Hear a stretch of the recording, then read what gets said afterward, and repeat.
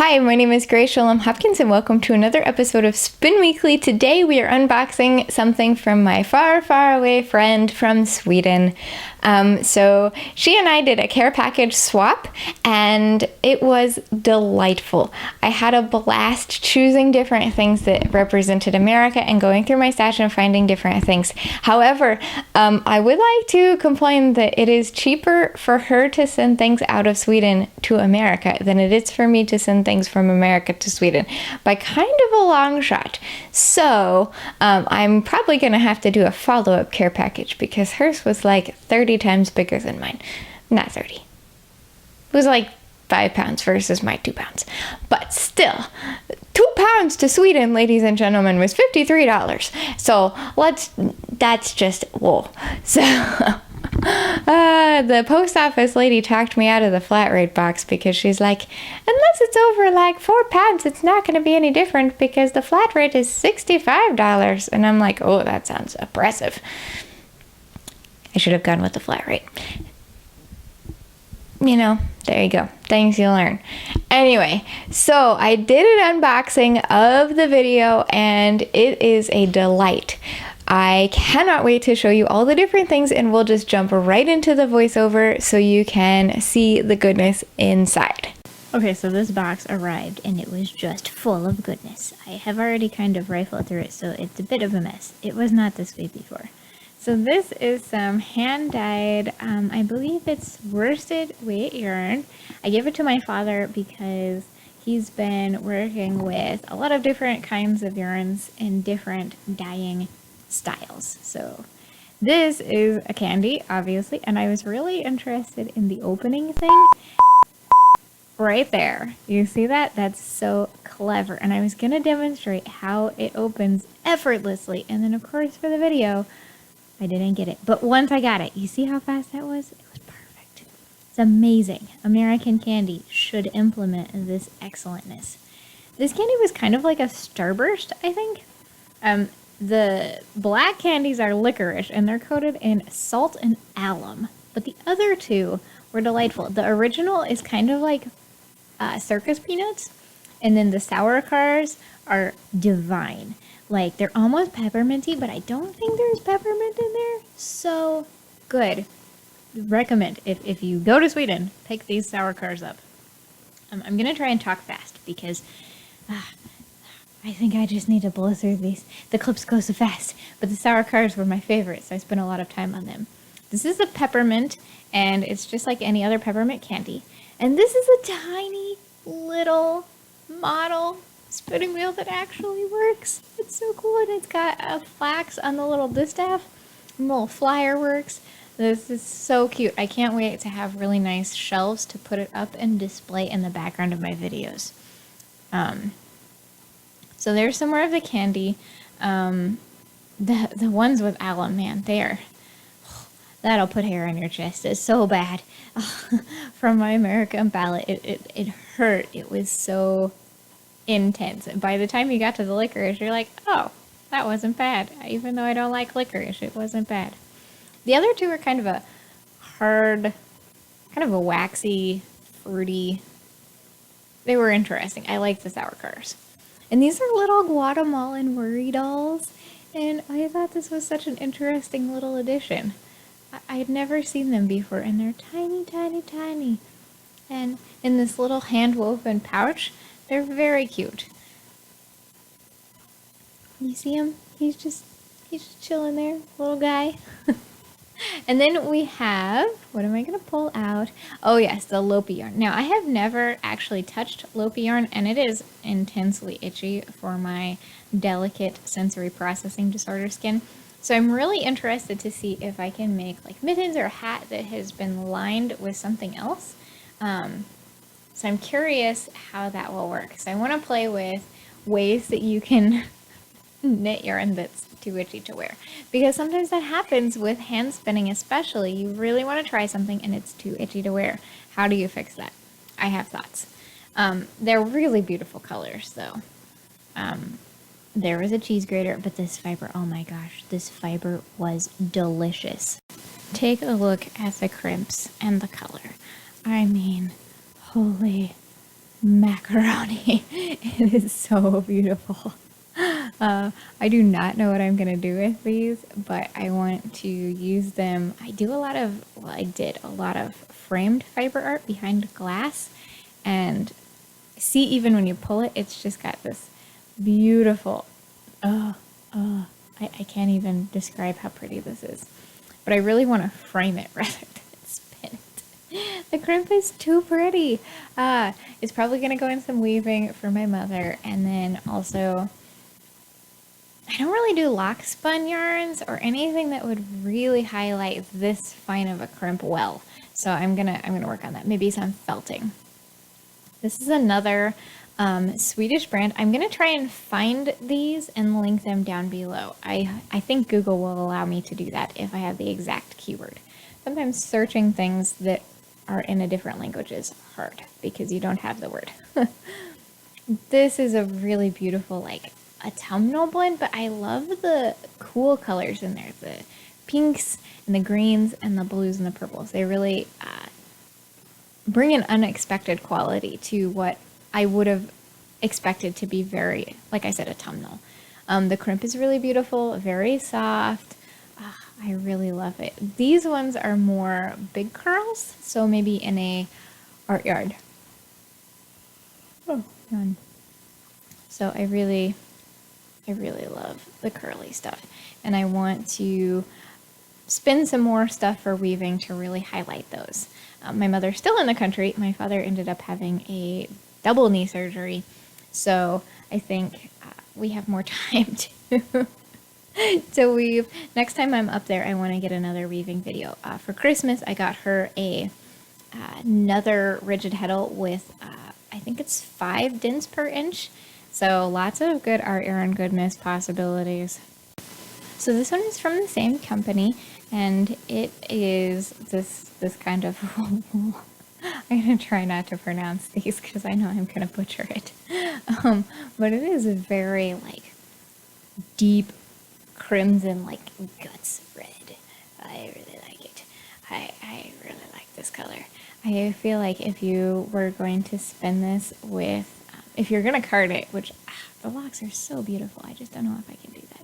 But if you were going to card it into a smoother yarn, I could really see this with either like a Gryffindor gold or like a black, and this would be the colorway. So that would be so pretty.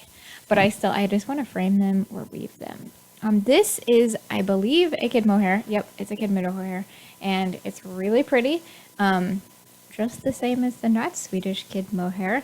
And I think I'm going to include this in the January Patreon fiber box. I'm doing a daffodil themed, winter daffodil themed, in honor of my daughter Persephone, who I miscarried in January, February of last year. And Persephone is associated with daffodils. So I thought that would be a really beautiful addition, this pretty springy baby mohair. So next up, oh my gosh, get ready to just die. Here's a really nice close-up of the tag as well. This is, I believe, the same wool as that first colored wool. Don't quote me on that, I don't. But, oh my gosh, do you see the crimp on that? Are you looking? Do you see what I see? It's so pretty. Oh, it's so pretty. I don't even... I did not lay that one out for my sweater. It was just too good. I had to save it for some kind of dyeing. This one is interesting. This one reminds me of like an Icelandic. It's very what I would have imagined a Swedish sheep to be like. You see the guard hair that's really long and sophisticated and modern and sleek. And then the little poof of the undercoat right there. And the undercoat is pretty long. I wonder if there's a second coat, kind of like, I believe Icelandic is one of those tri-coated ones. But I can really see the long hairs. Ashley Martineau did a guard hair spin, and it was really cool how, like, spiky it was. I really liked it. But this is similar. I don't know if it's the same breed. I can't read these tags as I'm doing the voiceover because I'm looking at a little thumbnail, but you can see it also has a guard hair and a really pretty color variation. I like how the guard hair is like very silvery, multi-toned, whereas the inner hair is much more like uniformly silvery. It's really pretty, and boy is it satisfying to pull the guard hairs off of these little puffs. It's just, I could do this all day. I once processed a llama fleece like this, and I processed it like this dirty. But these are really clean and soft and not dusty at all, so it was much nicer. I'm going to have to do research on these breeds and figure out how to spin them to best honor their magical multi-coatedness. But I'm really thinking one of those spiky guard hair spins would be really cool to weave with. Now this one is going to be part of my sweater. It's the darkest base color. And it is lightly washed. It's got a little bit of lanolin. It doesn't smell weird at all. And it's a very like true brown, sort of it's the kind of color that people with mousy brown hair when they start to age. That's the color of this hair. It's like a middle-aged, mousy brown-haired person, which maybe doesn't sound very pretty, but it is really pretty. I very rarely see this kind of warm, almost rosy brown in sheep. I don't think I have, honestly. Usually it's a more intense brown. So I really like that, and I think it will spin a very dynamic yarn. And I also think in conjunction with the whiter yarns, it'll make it tie together really well, those silvery streaks. This one's also in my sweater, and it has a very down wool feel, but dude, the staple length is long. This was a very happy sheep. He grew for many moons. It's like probably 5 to 6 inches long in staple length. And it's got a really beautiful crimp. It's not washed, it's raw, but it's very minor lanolin feel, so not greasy at all.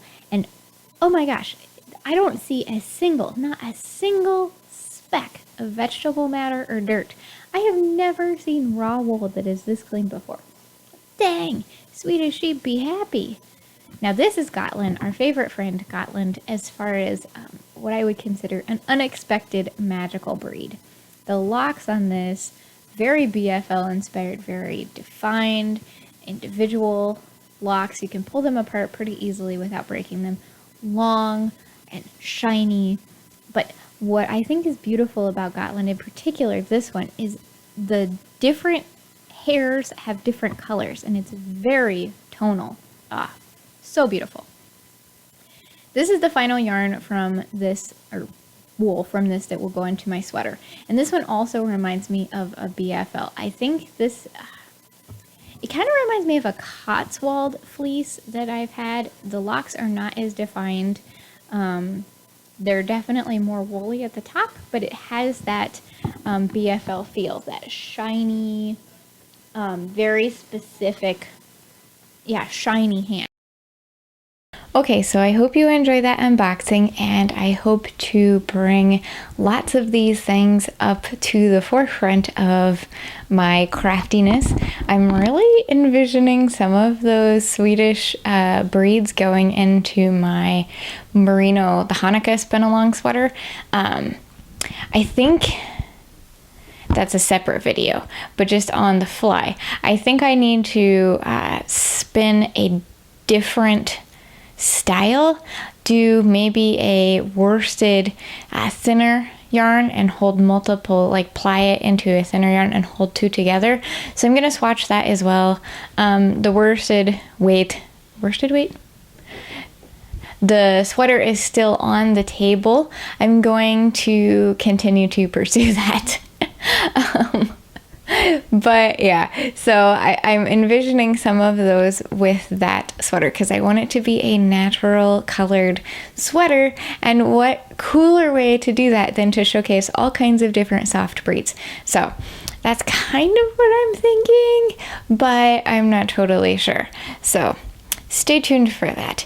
If you enjoyed this video, hit the subscribe button. If you enjoyed it, hit the like button. You know what to do with these things. Like these buttons, they tell the algorithms how much you like it. They give you similar content. It just helps. Yeah. You know how YouTube works, right? Like, do you know how YouTube works? Maybe I should link to a video on how YouTube works. That's business geek right there. I'll find a good video on why the liking and the subscribing and the commenting is even a thing. Commenting is obvious because, then I can hear your thoughts and feelings. And then subscribing means you just get access to this channel and it reminds you supposedly that the videos are here. But it also, the more subscribers I have, the more it shows my videos to people, which I'm not super concerned about, to be honest, but I would like to be searchable. So if somebody's like, hey, fiber from Sweden, I show up because being helpful is really the main reason I'm here. So that's my little spiel on why I always bug you about liking and subscribing and commenting at the end of the video. Yeah, with that little nerd moment, I'll see you next time. Bye.